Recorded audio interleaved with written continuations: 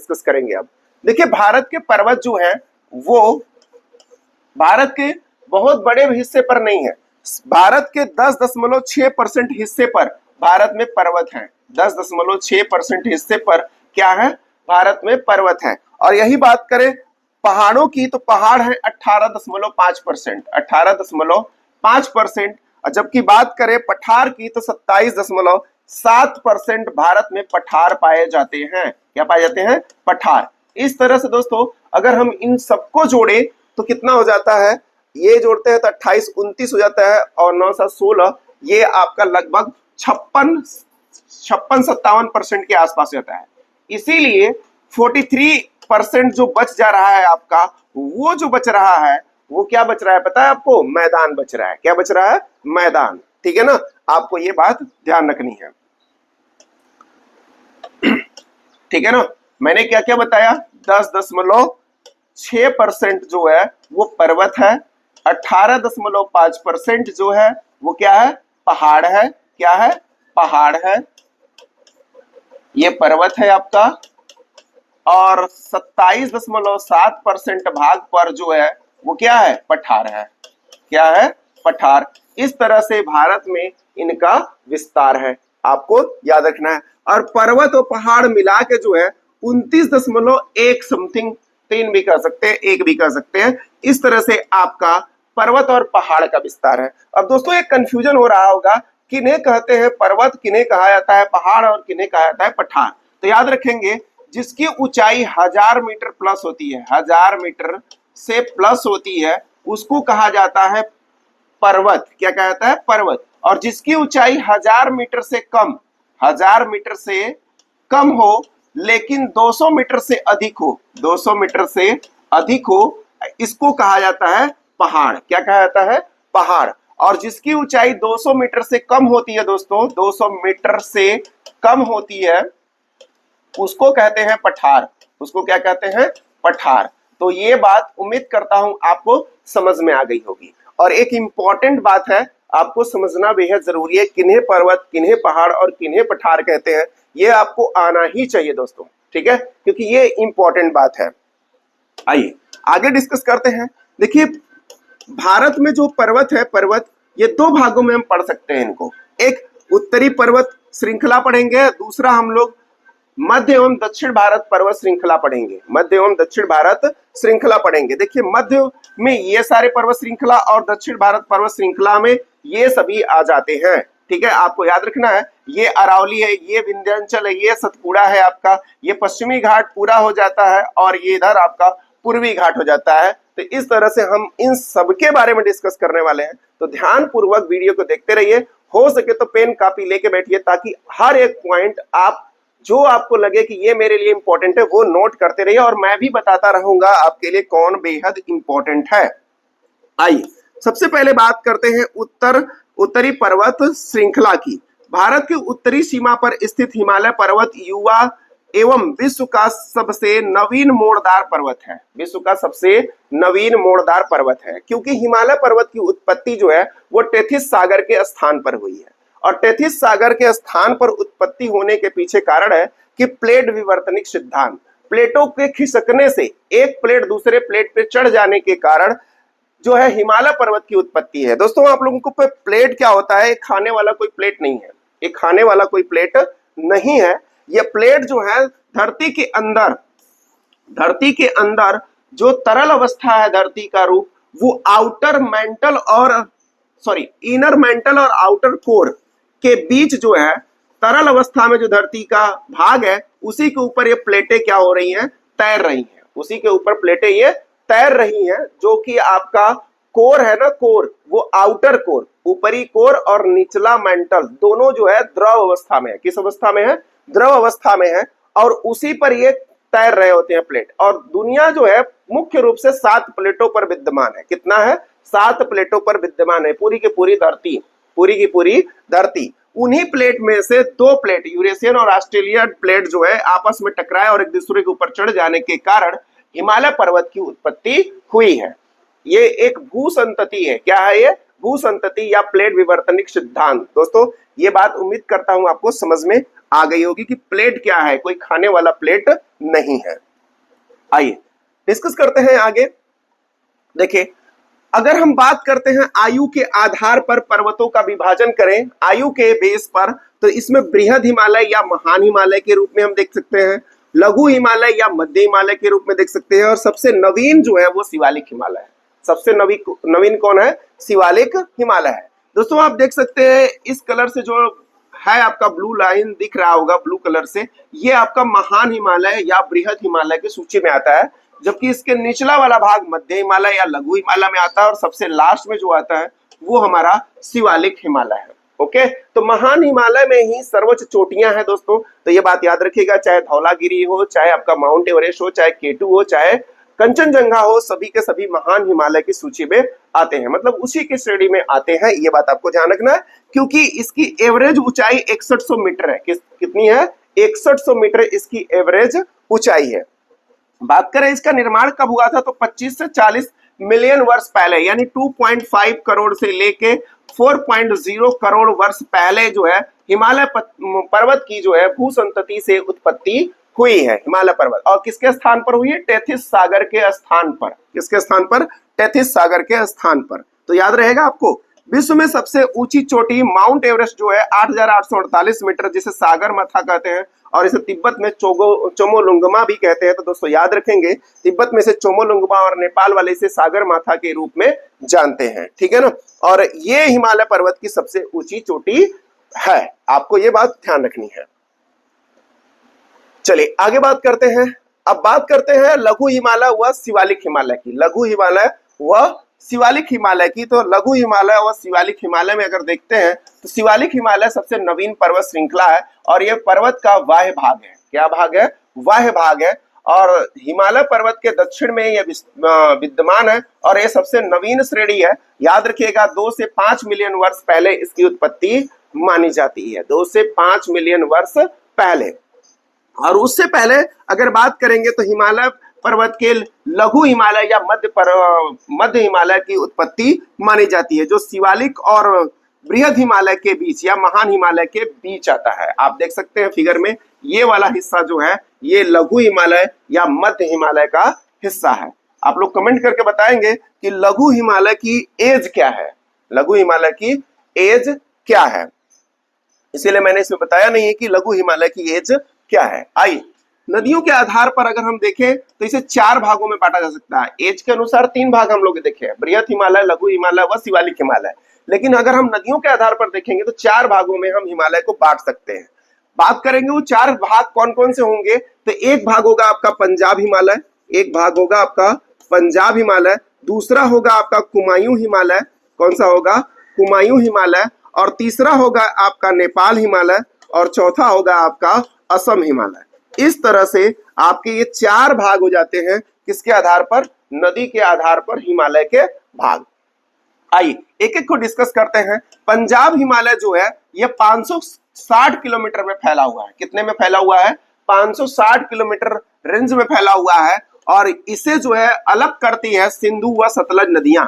सिंधु व सतलज, ऊपर से सिंधु, नीचे से सतलज। कमेंट करके बताएंगे सिंधु व सतलज नदी का उद्गम स्थल क्या है, मतलब सिंधु नदी कहां से निकलती है और सतलज नदी कहां से निकलती है। आप लोगों के कमेंट का हमेशा मुझे इंतजार रहता है, और मैं हर एक व्यक्ति के कमेंट को पढ़ता भी हूँ। इसलिए आप लोग जो है प्लीज जो है पूरे कमेंट को किया करिए। अगर आपको प्रश्न नहीं भी आता है तो एक बार कोशिश करिए कि उसे कहीं से फाइंड करके आप उसको उत्तर कीजिए, ताकि फाइंड करने से ही कम से कम कुछ नॉलेज तो आपका बढ़ेगा, ठीक है। इसलिए आप करते रहिए।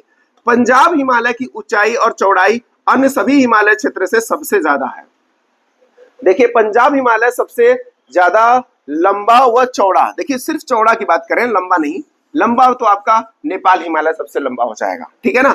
सबसे चौड़ा जो है अगर हिमालय कहा जाए तो पंजाब हिमालय है, ये बात आपको ध्यान रखना है। और पंजाब हिमालय का विस्तार कश्मीर के लद्दाख व जम्मू कश्मीर में है, और हिमाचल प्रदेश इसमें फैला हुआ है आपका पंजाब हिमालय। यानी अगर कहा जाए कि पंजाब हिमालय का विस्तार किन किन राज्य क्षेत्रों में है, तो आप बता सकते हैं कि जम्मू कश्मीर, लद्दाख व हिमाचल प्रदेश में इसका विस्तार है। किसका? पंजाब हिमालय का, यानी इसका। ओके, आइए आगे डिस्कस करते हैं। आगे नदियों के आधार पर ही पंजाब हिमालय में हमने देखा। और हिमालय काराकोरम, अब बात करते थे इसे काराकोरम की। तो काराकोरम जो है वो पर्वत श्रेणी है। क्या है? पर्वत श्रेणी है। वो क्या है? पर्वत श्रेणी। ये काराकोरम रेंज है पूरा। ये क्या है? काराकोरम रेंज है, जो कि आपके लद्दाख क्षेत्र में आता है। और ये केटू जो है ये पीओके वाले रेंज में आता है। कहाँ आता है? पीओके वाले में आता है। पाक ऑक्युपाइड कश्मीर जो क्षेत्र है, जिसमें पाकिस्तान ने जबरदस्ती कब्जा किया हुआ है, उसी क्षेत्र में आपका गाडविन ऑस्टिन यानी केटू आता है। ये बात आपको ध्यान रखना है। और ये काराकोरम रेंज में आता है दोस्तों। किसमें आता है? काराकोरम रेंज में आता है, जो किसका हिस्सा है? हिमालय पर्वत, बृहद हिमालय का हिस्सा है। ये बात आपको ध्यान रखनी है।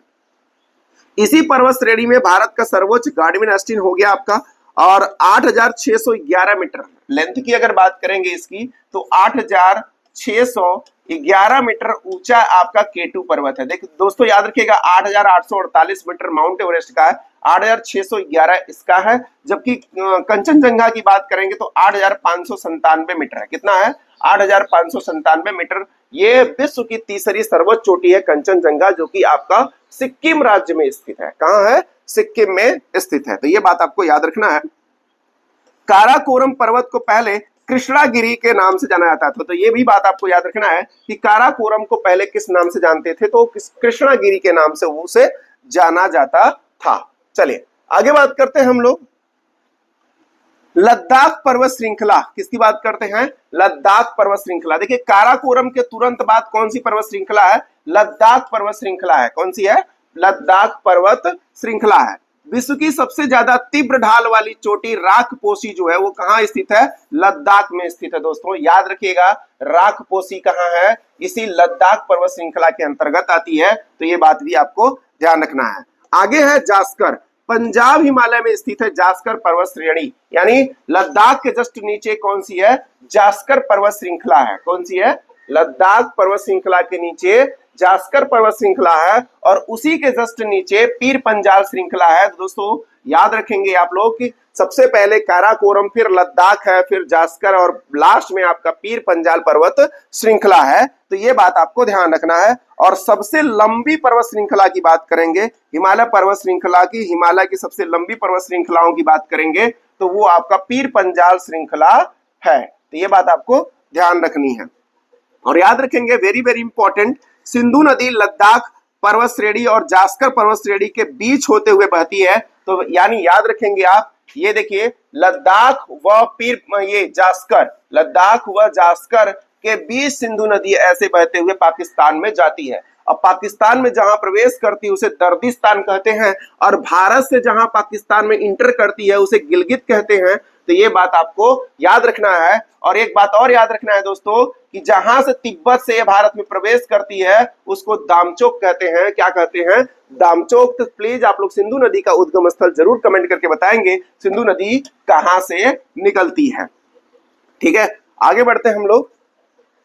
आगे देखते हैं पंजाब हिमालय में। तो देखिए धौलाधर जो पर्वत श्रेणी है, धौलाधर पर्वत श्रेणी, धौलाधर पर्वत श्रेणी जो है आपका पीर पंजाल के जस्ट आपके इस तरह साइड में है। यानी आप यहाँ देखेंगे कुल्लू घाटी धौलाधर पीर पंजाल पर्वत श्रेणी के बीच स्थित है। कुल्लू घाटी जो है धौलाधर तथा पीर पंजाल के बीच स्थित है। और कुल्लू घाटी कहाँ है दोस्तों? कमेंट करके आप लोग जरूर बताएंगे कि कुल्लू घाटी किस राज्य के अंतर्गत आती है। ठीक है ना। बात करते हैं आगे शिवालिक पर्वत श्रेणी की। शिवालिक पर्वत श्रेणी की, तो दोस्तों आप देख सकते हैं कि निचले हिस्से में शिवालिक पर्वत श्रेणी है, और हिमालय की सबसे दक्षिणी पर्वत श्रृंखला कहा जाता है इसे।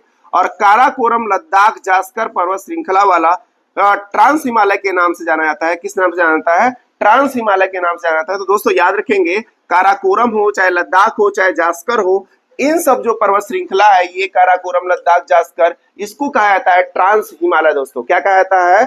ट्रांस हिमालय के नाम से जाना जाता है। ये बात जरूर याद रखिएगा। किसको किसको आप देख सकते हैं, काराकोरम है, लद्दाख है, वह जास्कर है।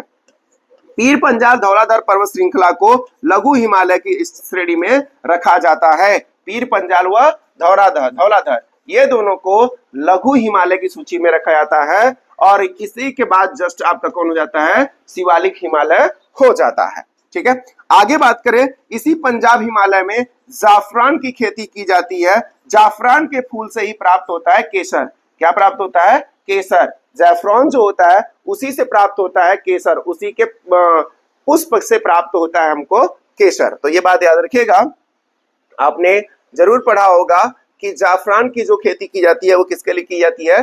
केसर के लिए किया जाता है। अब आगे बात करते हैं दोस्तों हम लोग कुमायूं हिमालय की। यानी हम लोगों ने अभी पंजाब हिमालय को डिस्कस किया, अब नेक्स्ट हम लोगों का है कुमायूं हिमालय है और इसको डिस्कस करते हैं। तो देखिए कुमायूं हिमालय में को ही गढ़वाल हिमालय के नाम से भी जाना जाता है। तो ये बात याद रखिएगा, चाहे कुमायूं हिमालय कहा जाए चाहे गढ़वाल हिमालय कहा जाए, तो आपको ये बात ध्यान रखनी है कि कुमायूं भी कहा जाए गढ़वाल भी कहा जाए तो हमें कंफ्यूज नहीं होना है। सतलज नदी से लेके काली नदी के बीच 320 किलोमीटर लंबा में फैला है कुमायूं हिमालय। देखिए दोस्तों, काली नदी यहाँ पर है, सतलज नदी यहाँ पर है, इनके बीच फैला है आपका कुमायूं हिमालय, जिसको हम लोग कह रहे हैं काली और सतलज के बीच में, और 320 किलोमीटर लेंथ रखता है। कितना लेंथ रखता है दोस्तों? 320 किलोमीटर लेंथ रखता है।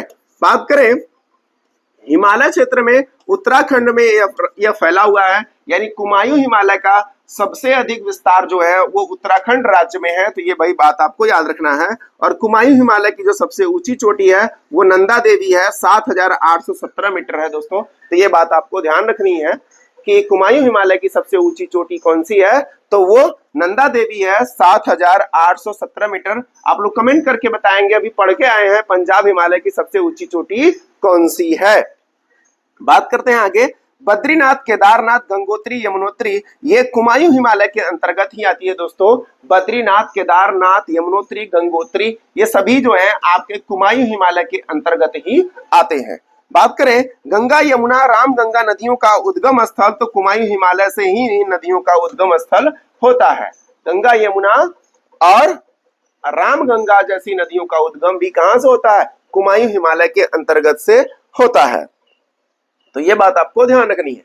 नेक्स्ट हिमालय दोस्तों हम लोग देखने वाले हैं नेपाल हिमालय। नेपाल हिमालय जो है काली नदी से लेकर तीस्ता नदी के बीच फैला हुआ है। तीस्ता नदी आप लोग कमेंट करके बताएंगे किस झील से निकलती है? सिक्किम के किस झील से निकलती है तीस्ता नदी? तो दोस्तों याद रखेंगे, ये उत्तराखंड के बाद से पूरा सिक्किम तक फैला हुआ है नेपाल हिमालय, जो कि सबसे अधिक लेंथ रखता है, 800 किलोमीटर में फैला हुआ है आपका नेपाल हिमालय। यानी सबसे लंबा ये है, सबसे चौड़ा आपका पंजाब हिमालय है, ठीक है ना। और इसका सर्वाधिक विस्तार कहाँ है? नेपाल में है। कहाँ पे है? नेपाल में है, काली नदी व तीस्ता नदी के मध्य।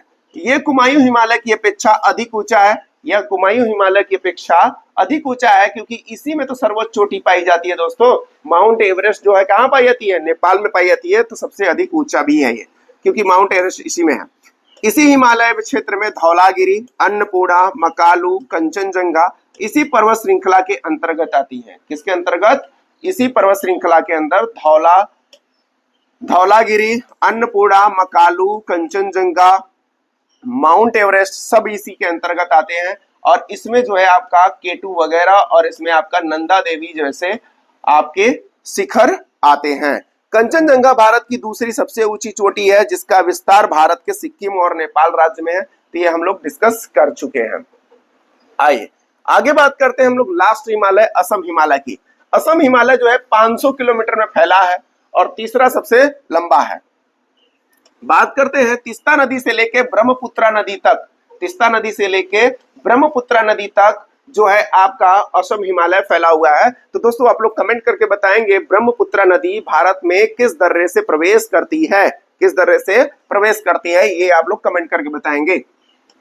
असम हिमालय के अंतर्गत आता है। यह हिमालय सिक्किम, अरुणाचल प्रदेश व असम राज्यों में फैला हुआ है। तो दोस्तों याद रखेंगे कि हिमालय जो है सिक्किम, अरुणाचल प्रदेश व असम राज्य में फैला हुआ है। उसी का टूटा हुआ भाग कुछ नीचे भी फैला हुआ है, आगे डिस्कस करेंगे हम लोग। हिमालय से निकलने वाली नदियां सतत वाहिनी होती हैं। क्यों सतत वाहिनी होती हैं? क्योंकि ग्लेशियर पिघल के बराबर इनमें पानी आता रहता है, इसीलिए इनको कहा जाता है सतत वाहिनी नदियां, जो हिमालय से निकलती हैं और ये हमेशा बहती रहती हैं, क्योंकि स्रोत इनके क्या होते हैं? ग्लेशियर होते हैं इनके स्रोत, ग्लेशियर होते हैं इनके स्रोत, इसीलिए ये नदियां हमेशा बहती रहती हैं। ओके, चलिए आइए आगे बढ़ते हैं हम लोग। ध्यान रखिएगा हिमालय का विस्तार जो है जेएनके से लेके लद्दाख, हिमाचल प्रदेश, उत्तराखंड, सिक्किम, अरुणाचल प्रदेश, असम, मेघालय, मणिपुर, नागालैंड राज्यों में भी फैला हुआ है। मैंने कहा ना, जो थोड़ा बहुत हिस्सा नीचे वाले में आता है वो इसी के अंतर्गत आ जाता है। तो यानी कि अरुणाचल प्रदेश के बाद, असम के बाद मेघालय, मणिपुर, नागालैंड जैसे राज्यों में भी फैला हुआ है। निचले वाले हिस्से में आप इधर देख सकते हैं, ठीक है ना। तो ये बात आपको जरूर से याद रखनी है। उत्तर प्रदेश राज्य में हिमालय का कोई अंश नहीं है, ठीक है, क्योंकि उत्तर प्रदेश का विस्तार मैदानी है। और बात करते हैं आगे, हिमालय के पूर्व से पश्चिम की ओर प्रमुख चोटियां हैं। क्या है? प्रमुख चोटियां हैं। उन प्रमुख चोटियों को हम लोग डिस्कस कर लेते हैं कि पूर्व से पश्चिम की ओर जो है, आइए, ये वो प्रमुख चोटियां हैं जो पूर्व से पश्चिम की ओर हैं। पूर्व से पश्चिम, देखिए सबसे पहले पूर्व में नामचा बरवा है। कौन सा है? नामचा बरवा है, जो अरुणाचल प्रदेश तथा तिब्बत की सर्वोच्च चोटी है। कंचनजंगा सेकेंड लार्जेस्ट है आपके सिक्किम में, दूसरी सबसे इधर की दूसरी उधर से हो जाएगी। और इसके बाद मकालू, फिर एवरेस्ट, फिर अन्नपूर्णा, फिर धौलागिरी। ये बात आपको ध्यान रखनी है। ये पूर्व से पश्चिम की ओर का क्रम है, ये पूर्व से पश्चिम की ओर का क्रम है। तो ये बात जरूर याद रखिएगा, कभी कभी ये क्रम भी पूछा जाता है। कंचनजंगा, मकालू, एवरेस्ट, अन्नपूर्णा व धौलागिरी, ये जो चोटियां हैं एक क्रम से हैं। ये क्या है? एक क्रम से हैं। तो जरूर याद रखिएगा इनका क्रम। और नामचा बरवा कहाँ है? अरुणाचल प्रदेश में। आइए आगे डिस्कस करते हैं, पटकाई पर्वत श्रृंखला की बात करते हैं। तो दोस्तों, पटकाई पर्वत श्रृंखला इधर विस्तार है उसका, तो अभी समझाता हूं आपको। पटकाई पर्वत श्रृंखला जो है पूर्व में भारत और म्यांमार अंतर्राष्ट्रीय सीमा पर है। म्यांमार और भारत की अंतर्राष्ट्रीय सीमा पर यह फैला हुआ है। इस पर्वत श्रृंखला की ऊंचाई की बात करेंगे तो हिमालय से काफी कम है। यह पर्वत श्रृंखला असम, नागालैंड, मणिपुर, मेघालय, मिजोरम में फैला हुआ है, ठीक है ना। यानी इधर के सभी राज्यों में फैला हुआ है पटकाई पर्वत श्रृंखला।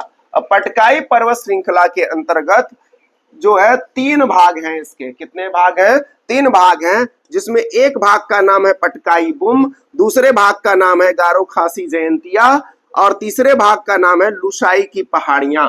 लुसाई की पहाड़ियां। तो दोस्तों देख सकते हैं, ये वही गारो खासी जयंतिया पहाड़ियां हैं जिसके कारण से मेघालय में सबसे ज्यादा वर्षा होती है, क्योंकि इनकी आकृति हो जाती है कीपनुमा, इसलिए जल वाष्प से लदी हुई पवनें इसमें जाके फंस जाती हैं, जिसके कारण उन्हें वर्षा करना मजबूरी हो जाती है। और ज्यादा से ज्यादा वर्षा इसी कारण से होता है। और लुसाई की पहाड़ियां मिजोरम में है, और पूरा का पूरा इस क्षेत्र को पटकाई बुम कहा जाता है, सॉरी पटकाई पर्वत श्रृंखला कहते हैं। और पटकाई बुम आपका ऊपर हो जाता है। बात करें नागा पहाड़ी, जो पूर्व में नागालैंड में है स्थित और भारत म्यांमार के बीच अंतर्राष्ट्रीय सीमा बनाती है नागा पहाड़ी। तो दोस्तों याद रखेंगे, नागा पहाड़ी नागालैंड में है और नागा पहाड़ी म्यांमार और भारत के बीच जो है अंतर्राष्ट्रीय सीमा बनाती है। पूरी वीडियो को देखने के लिए वीडियो के नीचे दिए गए डिस्क्रिप्शन बॉक्स में दिए गए लिंक पर क्लिक करें और पूरी वीडियो को वॉच करें। Thank you for watching.